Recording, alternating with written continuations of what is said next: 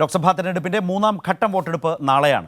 94 മണ്ഡലങ്ങളിൽ നാളെ വോട്ടെടുപ്പ്. ആദ്യ 2 ഘട്ടങ്ങളിൽ പോളിംഗ് കുറഞ്ഞതിൽ ആശങ്കയുള്ള BJP വർഗീയ പ്രചാരണം ശക്തമാക്കിയാണ് തെരഞ്ഞെടുപ്പിനെ നേരിടുന്നത്. അതേസമയം ആത്മവിശ്വാസം തന്നെയാണ് പ്രതിപക്ഷ സഖ്യം ഇന്ത്യ പ്രകടിപ്പിക്കുന്നത്.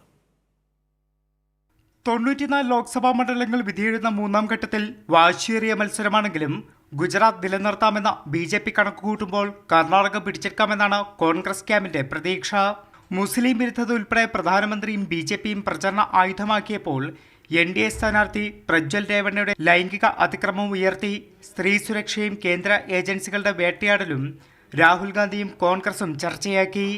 ഗുജറാത്തിലെ മുഴുവൻ മണ്ഡലങ്ങളും, കർണാടകയിൽ അവശേഷിക്കുന്ന 14 മണ്ഡലങ്ങളും, ഗോവയിലെ 2 മണ്ഡലങ്ങളും മൂന്നാം ഘട്ടത്തിൽ വിധിയെഴുതും. മഹാരാഷ്ട്രയിലെ 11ഉം ഉത്തർപ്രദേശിലെ 10 സീറ്റുകളിലും തെരഞ്ഞെടുപ്പ് നടക്കും. ജമ്മു കാശ്മീരിലെ അനന്ത്നാഗ് രജൌരി മണ്ഡലത്തിൽ തെരഞ്ഞെടുപ്പ് മെയ് 7 നിന്ന് മെയ് 25 മാറ്റിയിട്ടുണ്ട്. BSP സ്ഥാനാർത്ഥി മരിച്ചതിനെ തുടർന്ന് മാറ്റിവെച്ച മധ്യപ്രദേശിലെ ബെറ്റുല സീറ്റിലെ തെരഞ്ഞെടുപ്പും മൂന്നാം ഘട്ടത്തിൽ നടക്കും.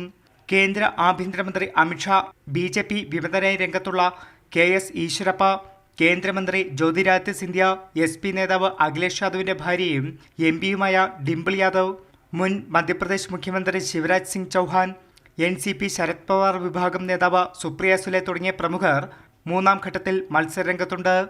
സൂററ്റിൽ BJP സ്ഥാനാർത്ഥി എതിരില്ലാതെ തെരഞ്ഞെടുക്കപ്പെട്ടിട്ടുണ്ട്. അതേസമയം ആദ്യ 2 ഘട്ടങ്ങളിലും പോളിംഗ് ശതമാനം കുറഞ്ഞത് BJP ക്യാമ്പിനെ ആശങ്കയിൽ ആക്കിയിട്ടുണ്ട്. കൈരളി ന്യൂസ്, ദില്ലി.